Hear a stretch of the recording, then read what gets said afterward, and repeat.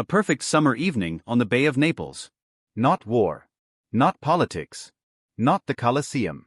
A dinner party. The kind where the wine is older than most people in the room. Where senators laugh like nothing in the world can touch them. Where the floor is a mosaic so expensive you feel guilty just breathing near it. And at the edge of that room, a teenage slave stands very still. His name doesn't matter to them. But it will matter to you. He's holding a silver pitcher with hands that won't stop shaking. Because he knows one rule in this house. If you embarrass the host, you don't get a second chance. 3 drops of wine fall. Not a glass. Not a splash. 3 drops. The conversation dies instantly. 7 powerful men and their wives freeze mid-smile, mid-bite, mid-breath. And then you hear it. Not from the dining room. From the courtyard. A soft, wet splash. Like something big just turned under the surface. Because this villa has a centerpiece. A fish pond. But it isn't famous for fish. It's famous for what happens when a slave makes a small mistake. The host raises one finger. Calm. Casual. Like he's ordering dessert. 2 guards grab the boy's arms. And the slave doesn't fight. He's seen other servants walk toward that dark water. He's never seen them walk back. The guests stand up to watch. Some lean in like it's theater. One woman smiles. Another looks away, but she doesn't leave. And that's what makes this worse. Not the cruelty. The comfort. The guards drag the boy closer. Now he can see the pond clearly. The water is black. And beneath it, shapes move. Slow. Thick. Hungry. These aren't normal eels. They're bred for this. Kept starving for this. And the host loves this part. He times it. Flesh can be stripped from bone in minutes. The slave's feet hit the courtyard stones. The pond is right there. And then something happens that almost never happens in elite Rome. One dinner guest steps forward. A younger man. Quiet all night. Watching everything. He puts himself between the boy and the water. And he says the one thing you are not supposed to say in a Roman villa. No. The whole party stops breathing. Because in Rome, a rich man's slaves are his property. And what he does with his property is nobody's business. So when this guest challenges him, it's not just rude. It's dangerous. The host's face twists. Not because he's ashamed. Because his entertainment is being interrupted. And here's the sick truth. The boy might live. Not because the host suddenly finds a conscience. But because a spectacle only works when everyone claps. And one person refusing to clap ruins the show. So the host releases the slave. But he doesn't forget. He doesn't forgive. And the guest who spoke up? His punishment won't be loud. It'll be slow. Quiet. Professional. The kind that destroys a life without leaving fingerprints. Now listen carefully, because this is the key to the entire video.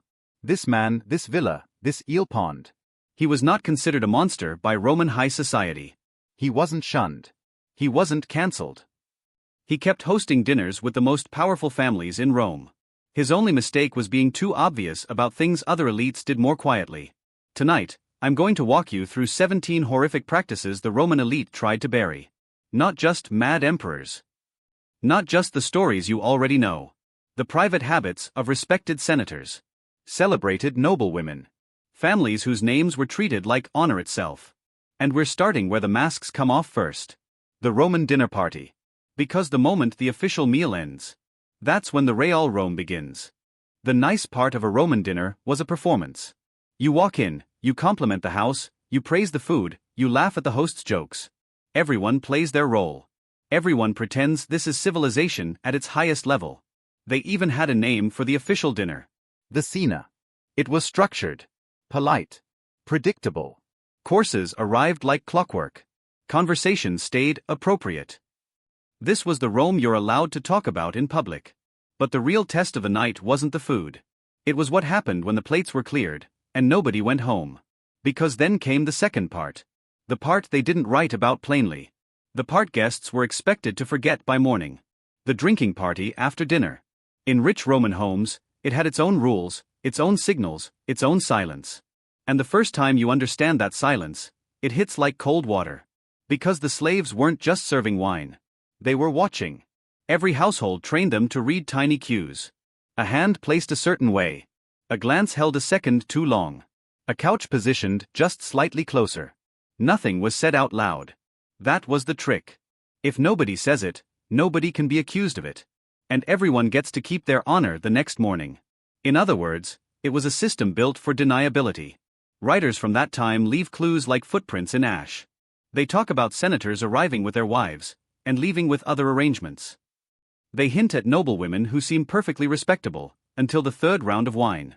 They describe doors left half open on purpose, like the house itself wants you to peek. And here's what makes it darker. This wasn't a wild party of outsiders. These were educated elites quoting poetry, debating philosophy, talking about law and virtue, while treating human beings like props. A beautiful slave, male or female, could be displayed during dinner the same way you display a rare dish. Guests understood what it meant without ever asking directly. A request didn't sound like, "Bring me that person." It sounded like, "Tell the cook the meal was excellent." Or, "Your household is very well managed." The compliment was the code. And the host? The host wasn't just feeding people. He was building a web. Because what happens in that after-dinner darkness isn't just pleasure. It's leverage. If everyone in the room has seen everyone else cross a line, then no one can ever betray the group. That's how power protects itself. Mutual guilt. Mutual silence. And once you see that, you realize something terrifying. The eel pond wasn't the secret of that villa. It was the message. Here, you will enjoy what I provide. You will watch what I allow. And if you ever speak, you'll disappear just as easily as a slave. Now imagine you're a young servant in that house. You're not just carrying wine. You're carrying other people's secrets. And one mistake, one wrong glance, one wrong step, can make you the problem that must be erased. Which brings us to the next layer of Roman elite horror. Because dinner parties were only one place they used slaves. The other place was more organized, More professional. and somehow, even more chilling. The private slave market. Not the public one everyone could see. The one the richest Romans used when they wanted a very specific kind of purchase. The slave market in Rome wasn't hidden. It was right there in the open. People walked past it like it was a bakery. Men and women lined up. Inspected. Priced. Sold. Skills mattered. Strong arms. Healthy teeth. A useful trade. That was the public version. That was the normal cruelty. But if you were truly elite, senator level, old money, untouchable, you didn't shop where everyone could see you. You used private dealers. Quiet men with clean tunics and dirty networks. Men who didn't sell workers. They sold what Romans called delights. And that word should make your stomach drop, because it means exactly what you think it means. These weren't people selected to farm or cook or clean. They were selected for youth.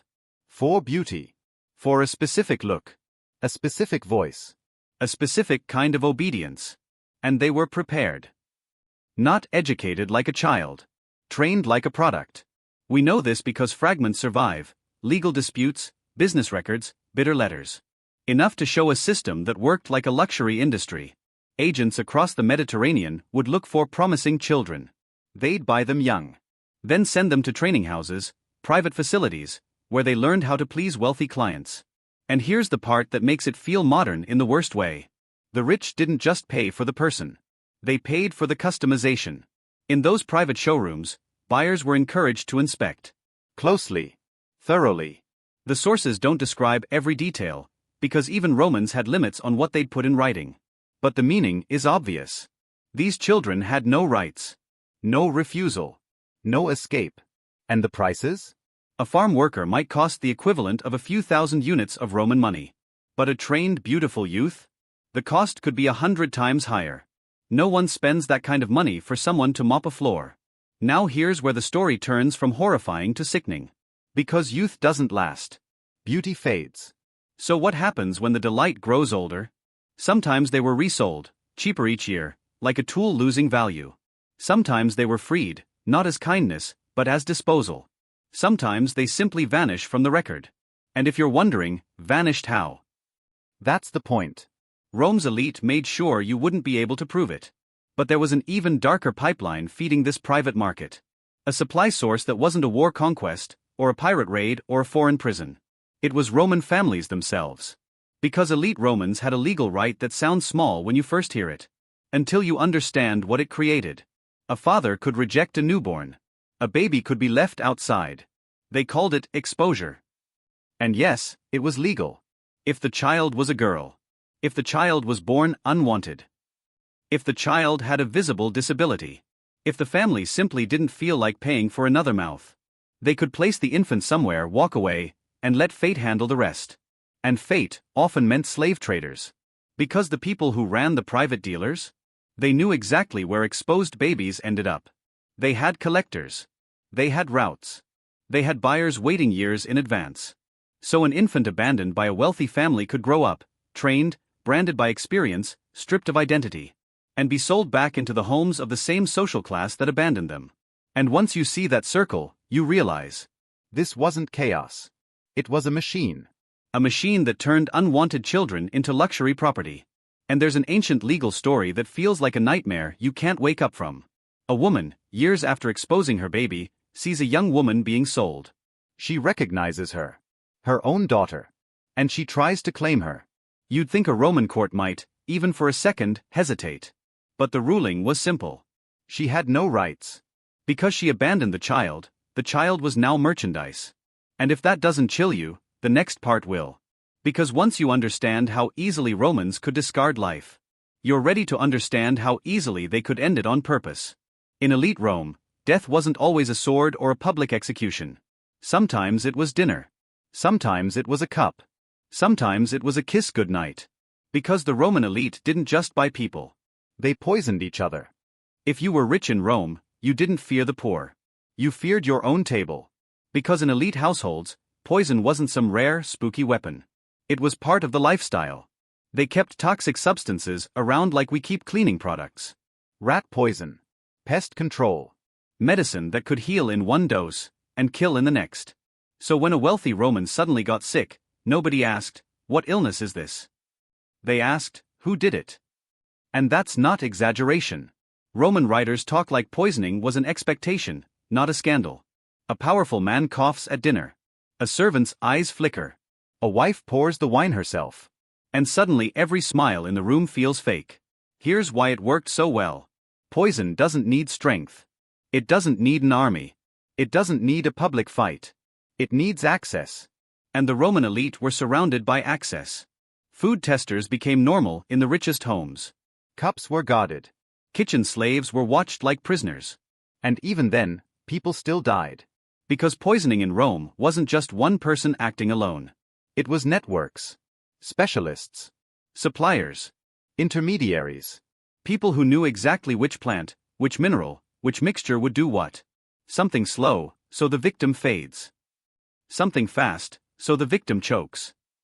Something that mimics sickness, so nobody can prove murder. And Rome had famous poisoners, names that show up in stories like ghosts. But the terrifying truth is this. The famous ones are just the ones who got caught, or got blamed. The real horror is how normal the idea was. Now add the motive that makes it even more dangerous. In elite Rome, marriage often wasn't romance. It was strategy. Money moved through bloodlines. Property moved through inheritance. A death could change everything overnight. So imagine a woman married to an older man with a fortune. If he lives, she waits. If he dies, she wins.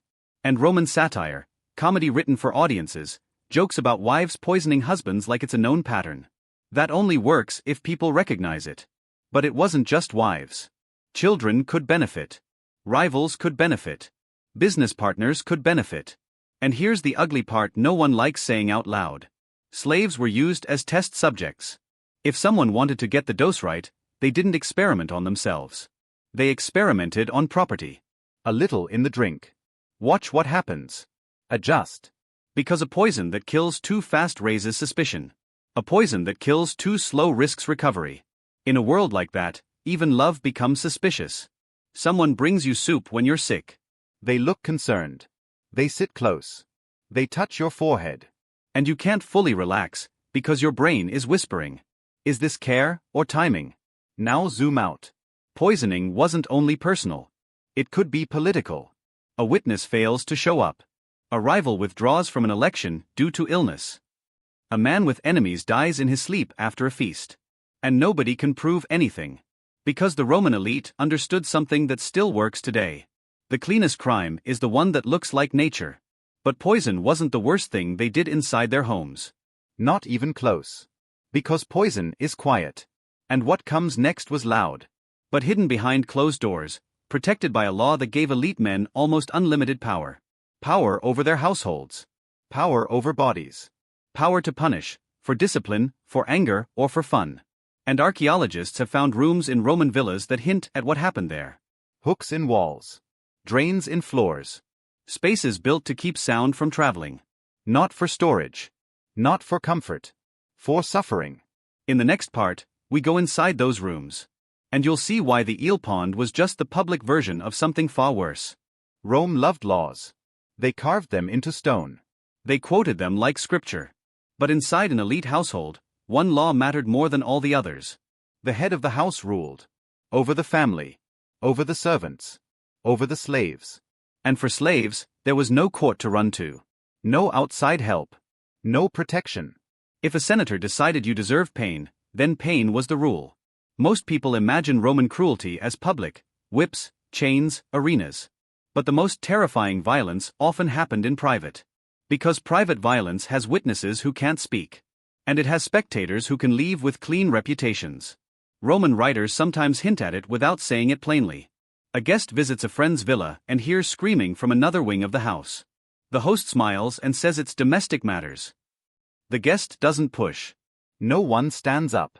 The party continues. Because asking questions would mean admitting you understand what those screams mean. And here's what the elite understood. Punishment could be a tool, or entertainment. The line blurred. Some philosophers condemned wealthy men who insisted on doing the whipping themselves. Not delegating it. Doing it with their own hands.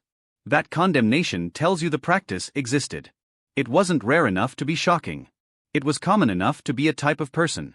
And Rome had specialists for this. Think about that. Professional punishers. People trained to create maximum pain without killing too quickly. Trained to break someone's will efficiently.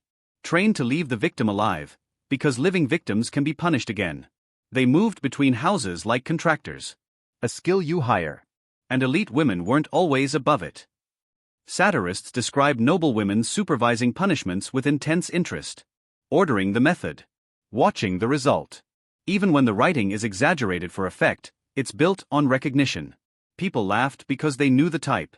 Now, here's the detail that makes your skin tighten. Archaeologists have found rooms in villas that don't match ordinary living spaces. Small chambers. Hooks mounted at specific heights. Floor drains designed for washdown. Construction that reduces sound. In other words, spaces built for something messy. Something that needed cleaning. Something that needed to be hidden. And the worst part isn't that it happened. It's how casually it fit into the same world as virtue. These were the same families who publicly talked about honor.